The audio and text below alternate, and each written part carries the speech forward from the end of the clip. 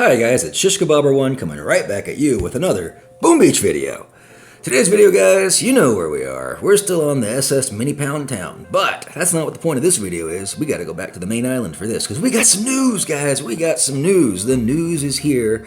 Start spreading the news. The Bombardiers are coming soon to Boom. There they are. Look at that crazy old guy. Can he even see straight? I guess he can. He's got some good spectacles on. Anyway, let's go over this real quick. This is the point of the video. This will be a short one. With Warships Season 3 starting very soon, we've prepared some cool stuff. Right. Push through the tech tree in Season 3 to get your hands on a brand new troop, which is only available in Warships. Bombardiers! There they are. Looks pretty cool. Bombardiers blast out shells out of their long-range cannon to deal massive damage to buildings and are very proud of their pinpoint accuracy. They prefer to be on the back line to provide support for other troops as they can be crushed easily by turrets, and with age creeping upon them, they need 2 gunboat energy to help them deploy. These special troops are only available in Warships, and you can unlock them if you reach the required node in the tech tree. Okay! Wow! So there it is, guys. That's what we've been waiting for, I guess. There he is. Put my face over here, I guess. Yeah, so initial thoughts. Wow, that's really cool. Sounds like a grenadier that's accurate or something. Being that he's old, I bet he moves slowly, maybe similar movement speed as a Zuka. They do say that they can be crushed easily by turrets, but I don't know what easily means. I mean, I do see the guy is wearing some kind of armor or something, and he's got a helmet. So he might still be considered an armored class unit, like the Grens are. If you didn't know that, they are considered armor. Yeah, I don't know. We'll find out. I'm not sure how their health is going to be. My guess is it's a Johnson-level health. Maybe not quite as stocky as Grens. Maybe somewhere between a Johnson and a Gren. Or rifleman, I should say. For those of you guys that don't know the lingo. Now, they tell us that with age creeping upon them, they need 2 gunboat energy to help them deploy. That is really interesting. Well, first of all, is that 2 per unit, or is that 2 for the gunboat itself? My guess is they're speaking on a per unit basis. And then the question becomes, how many can you fit into a gunboat? And they don't tell us, do they? But based on his girth, on his stockiness, I would say you can't fit that many in there. All things being equal, let's just use the Gren level as the average, as the norm. Let's just call him a fat granddaddy Gren, okay? Well, we can fit 4 Grens in a boat. Why not 4 granddads in a boat too? So let's just assume we're gonna get 4 of these guys in a boat. It might be 1, it might be 2, it might be 3, it might be 10. I don't know. I couldn't see 10 of these guys running around out of a boat though, could you? I bet it's a small number. But let's just say it's 4. If it's 4, then that means it's going to be 8 GBE to deploy them all, assuming your gunboats are maxed, which of course they will be by the time you get to this point in the tech tree. Yeah, so that means something special, guys. Usually whenever a troop costs gunboat energy to deploy, it's because it's good, okay? It's good in some form or fashion. Now, it's good as subjective, but what are the things that cost gunboat energy to drop? Well, you've got tanks, you've got Scorchers, and you got all the proto troops, right? So that puts him somewhere along the lines of a tank, Scorcher, or proto troop in terms of how good he is. Now, obviously, it's very subjective based on what defenses you're encountering, but I have a feeling if they're introducing him on Warships, he's going to be able to do some damage. At least I sure hope so. Now, because they're only available in Warships, and because we can only unlock them if you reach the required node in the tech tree, this tells me they're using this again as like a carrot on a stick to get people to play, to get people to push, and to get people to get IT, because obviously with instant training, you'll be able to get down to that tech tree sooner, in theory, to reach them, because you can just play more matches, right? That'll be great. So it makes sense, like he's going to come later in the tech tree, and I mean, that makes perfect sense, and I just hope there's not a lot of bugs. I mean, it's guaranteed, guys, we're going to have bugs with this guy, at least one. I mean, come on, have we not ever not had a bug new comes into the game? So let's keep our eyes open for that one. Let's figure out what the Bombardier bug is. Hopefully there's just 1 or 2. But we'll have some fun with it. I'm really to see a new troop in the game, don't get me wrong. We haven't had one for quite a long time. Was it the Cryos or the Scorchers? They were the last ones. Well, I guess you could look at Proto Troops. I guess you could count Proto Troops because this guy is kind of like a Proto Troop. So really the last ones we had were the Proto Troops, which were well over a year ago. And in fact, they might come to introduce him on the main island as a prototroop. Prototroops are great because it avoids the whole problem of balancing, right? I mean, they have to be balanced to an extent, but because they're not permanent features, you don't really have to worry about balancing all the features of the game. So I can kind of understand why they would first of all introduce us into warships, kind of work it out a little bit, see how he works out, and then later put him onto the main island. And I would expect he comes in as a prototroop, not an actual troop. But I could be wrong. Maybe they'll just add him to our current lineup. But I bet he's a prototroop. It's just easier. What else can I say about it? Well, my last video I said that I was thinking about a lot more about my win percentage going into Season 3, but now that we know the Bombardiers are part of Season 3, guys, I'm going to be messing around with them. I'm going to be playing them, so I don't care about win percent again. I'm just going to aim for Legendary 10. I really need to get 2 max level accounts so I can do a proper push to focus on win percent, but with only 1 account and with trying to make YouTube content, only 1 max level account, and trying to make YouTube content, it's just not a reality for me. But it is what it is. I prefer just messing around anyway, so it's fun for me. But I also like to win, don't you? Anyway, so that's about it. So he's going to be the reason that I have a low win percentage. I'm just saying that right now. That's my excuse. End of season rewards. Gain more juicy rewards. Yeah, you wanted even more rewards at the end of the season for pushing in warships? Well, here you go. So this will come at the end of season 3, not season 2, but they're going to be giving us things like power powder, diamonds, trader tickets, and some trophies. Did I miss over? Did I go over that? Here they are. These trophies are pretty cool. They go on both your island or your main base and your warship. They correspond to the league that you finish in, whether it's stone or iron or gold or diamond or legendary. You get a trophy corresponding to that. These trophies, like I said, can be placed on both the warship and the main island, which is pretty cool. As my good friend Jamar said, though, these are kind of like participation trophies because they don't really tell you like what part of the league you finished in. Anyone that gets a legendary trophy, if you make legendary X, you get one. If you make legendary 1, you get one. So it would be nice to have some more distinction there, at least among the legendary trophies. If you could just put a little number on the bottom, 1, 2, 3, 4, whatever, kind of like you do for the Mega Crab trophies, that would be awesome. And, you know, that way it's even more of a bragging right thing. Because, I mean, think about it. The other thing that kind of worries me is where it says here, make sure you stay in the top tier and don't fall back down as the trophy you claim depends on where you finish at the end of the season. That sounds like it's encouraging people to park. I don't think we want to encourage people to park. But it's just words. We'll see what players do. Heck, most players don't even read this far down. Troop timers are halved. You should be reading this far down because that's some amazing news. For all you guys that don't have instant training, 50% reduction, 50 freaking percent off, guys. They say we heard you, and so for Warships Season 3 and onwards, we've reduced the troop timers for warships by 50%. Awesome. I hope that does enough to appease the masses. Now I know guys without instant training will never be happy because, I mean, come on, you want to have instant training, but this is going to go a long way to just help the needs of fulfilling your daily tech. Like, you got to be able to have enough attacks to get your daily chests, and that wasn't even possible. This led to a lot of really bad gameplay, a lot of deranking. Hopefully that increase in, or the reduction in troop timer time will help with a lot of those problems we've seen in the lower rungs of warships, because we need to make it a fun experience for everybody. So that's a huge step in the right direction. Kudos to you, Supercell, for making the right move there. And probably make you more money in the end anyway, because it'll keep more people playing. Warship battle status. This is awesome. Something I've been talking about early on. Basically, we're going to have permanent fixtures on the top of those HP bars that are on the screen that tell us one of 3 states of the opponent, whether they're scouting, attacking, or retreating.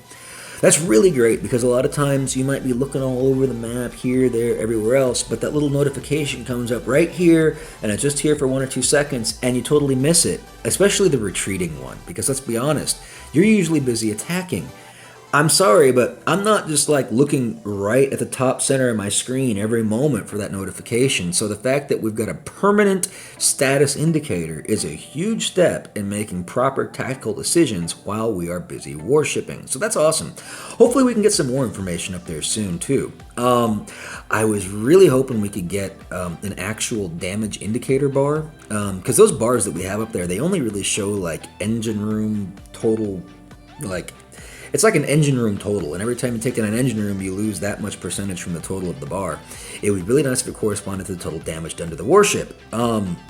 However, they can't do that. I've talked to them about it. Apparently, the computations involved in real time to keep that bar updated, it's just too intensive for, I don't know, the servers or something. But basically, they can't do it. So at least not right now. So that's just a limitation of their current technology. But those status indicators, awesome, because that's going to really help to speed up matches. Because there's a lot of times you're in a match and you don't know if the opponent retreated, and maybe you're tied on engine rooms. So at that point, you just got to go for damage. And if you got stupid Grens, stupid, nasty Grens, then you're just going to let them sit there and throw for all the 4 minutes. But if you know they've already retreated, it might give you a better indication of how much damage they did. It'll just help to speed things up, and it'll just make things a lot better. Where were we? Oh, going too fast. So, yeah, that's awesome news. Now, getting into the juicy junk that we've been talking about for a long time. Actually, ever since my first Warships video, in fact, once it was released. Winstreak bonus stars. Oh, we're addressing the subject now. To help with balancing, players that are in the legendary tier will not get the bonus stars for their win streaks. This will help make the competition at top much fairer and showcase a true test of skill. Definitely a move in the right direction. This might be the best of both worlds, in fact. I was kind of hoping we would just get rid of Winstreak Stars across the board, but leaving them in at the lower ranks does help to incentivize play at those lower ranks. And it's good because we want everyone to be having a good time in Warships and having fun. Yeah, the real problem more or less occurs at the top with these things. However, this still creates issues at the start of the season, which I'm afraid we'll still have. Because no one's at the top. And like at the start of the season, if you finish Legendary X at Legendary X this season, and assuming they still give us 40% of our stars back, that means we start at rank 19. Everyone else starts below rank 19. So that means at the very beginning, when they shoot that gun and start the season off, everyone's going to be racing like a madman again. And those really early tech gains that we get, and those really early win streaks that we get to achieve those tech gains are so huge. And that they can really shift the balance, like too much so. I mean, go read Jamar's post on Reddit if you didn't. He explains it really well there too. Still worried about this because the Winstreak stars lead to rapid rank gain, and then the instant tech you get from ranked chests basically makes this horrible feedback loop to where you become untouchable. And it's still going to be there a bit. But they know. I've talked to Supercell about it. They know it. So what they've done to address that is they've also reduced fewer chests in legendary tier. Great idea, okay? Because this attacks the problem. I'm not sure it's going to kill it, but it attacks it, and we got to see what works out. You know how it works. But here's what they're doing to help with balancing at the top of the leaderboard. Trophy road chests in the legendary tier will only be available at ranks 1, 5, and 10. Okay, that's really good. You might think, oh man, they're taking junk away from us. No, that's really good. Also, I don't know if they're putting more loot in there or not. I have no idea. But that really helps because that instant tech that you get from ranked chests just really stretches the field out. And then with the large spectrum queue that they use, you get people that are very like over-teched at the top of it that get paired up with people at the bottom for like the first week or so. It's just nasty. It's nasty at the top. Like you have no hope at beating those players whatsoever. You queue into those matches hoping you don't get them. If you do, just give them your stars, let them go on, let them become more massive and more teched up, and you're only hoping to queue up with people in your part of the rank where you can still fight and move forward so you can get your next tech. So by removing that instant tech from the end of the game is a huge improvement, or at least greatly reducing it. So The start of the season, though, I've still got some real big issues with it, and I hope they address it coming into Season 4. I can pretty much assume that it's going to be starting again at 4 a.m. Eastern Time. This is the way all Supercell games do their season starts, like in Clash Royale and in Brawl Stars. It's entirely not fair for the Western Hemisphere. Those games, it doesn't matter as much because the start of the season is not nearly as crucial it's not as crucial in determining where you end up like this one is, because they don't have any concept like tech associated to their gameplay. Tech is all done outside of their season. Like in Brawl Stars, you level up your brawlers differently. It's just by doing different matches and junk, whatever. You level up your brawlers outside of the tournament. Just like in Clash Royale, you level up your cards in your deck outside of the tournament, okay? Now you do get some rewards that help you do that at the end, but it's the strength of your deck or of your brawlers is not related to your position in the league. That's what makes this one completely different, and because of that, it greatly puts a huge influence to the start. And it stinks because I don't think they'll be rotating that time. Having everyone in the Western Hemisphere get up at 4 a.m. Eastern Time at the start of every season is just not right. So they need to do something else to limit the influence of a rapid start. They need to have a throttled start or a gated start for the season in order to make it fair. But this is something that we will be looking at in more detail going into Season 3. Obviously, these moves are a huge step in the right direction, and kudos to Supercell for doing this. I think it's going to really help the rest of the season. But like that first day, that first 24, 36 hours, I think we need some more detail in this specific zone. And then guys, we're going to have something that's really healthy. But there you go. That's it. Supercell ID update. Oh, extras. Stopped multi-node changes to add tech level points. Thank you. Because when I'm making my charts, it creates a lot of scatter in the data. We don't like our data to be scattered, but we like our eggs to be scrambled. Fixed for multi-node changes to remove any buildings or mines previously obtained. Good. Glad they removed that one for Season 3. Various other small bug fixes and improvements. Well, there's a lot of little small bugs in there, like the ramp bug. I bet you that one's not gone. But keep your eye out for what those other small bug fixes and improvements might be. Maybe like when you tap on the engine room during replays. I'll show you that one. Let's get to it, Commander. Yeah, here's one that they could maybe fix. Let's see if they get rid of that.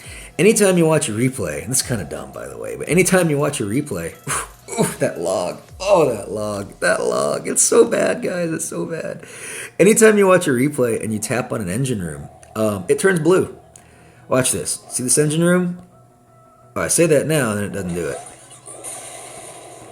Well, maybe it's already fixed. I don't know, or maybe it's only during the live. Maybe it's only during the live combat when you're spectating them live. I don't know, but I know that you used to be able to tap on the enemy engine rooms and they would turn blue. There's lots of little bugs like that in the game, but it's not really a big deal. Anyway, guys, I think that's it. So overall, we got the Bombardier coming. Get ready for him. He's going to be a geriatric pain train for sure. So I look forward to using him. And awesome news about this: the Winstreak Stars being stopped off at Legendary, and reduced Legendary rank chest. You gotta fight your way up and crawl your way up to the top this season for Season 3. Based on all that information and what we know from Season 2, and assuming that Season 3 is 3 months, multiplying everything by 3 and scaling appropriately, I predict that our first Legendary 10 player in Season 3 will occur no sooner than 4 weeks, no later than 6. Let's see if I'm right. Anyway, with that, guys, I think we're going to wrap it up right there. I hope you guys have a super fantastic, awesome rest of your day. Keep on shipping. Keep on pushing. We're not quite done yet with Season 2, guys. And remember, be kind to others, because if you're not, you're just being mean, and mean people suck. Have a great day.